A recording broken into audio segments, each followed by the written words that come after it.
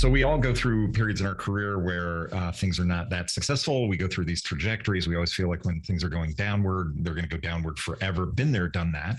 When you're younger, it feels that way. The reality is that as you go through your career, you realize those trajectories aren't so bad. In fact, here's a chart that I've drawn. Let's look at the overhead camera, and you can see basically on the x-axis is time, on the y-axis is quality of life. So you start out at 0 years and go up to 80 plus years, whatever that may be. And the quality of your life actually does improve over the course of time.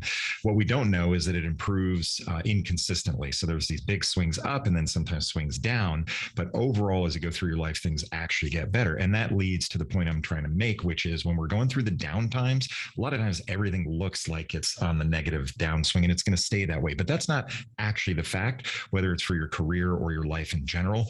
Everything happens in cycles. So you have up cycles, you have down cycles. And if you can keep that in mind as you go through your career and your life in general, I think it'll help you kind of navigate through those down periods. We all go through them. Hang in there. I've had plenty of failures.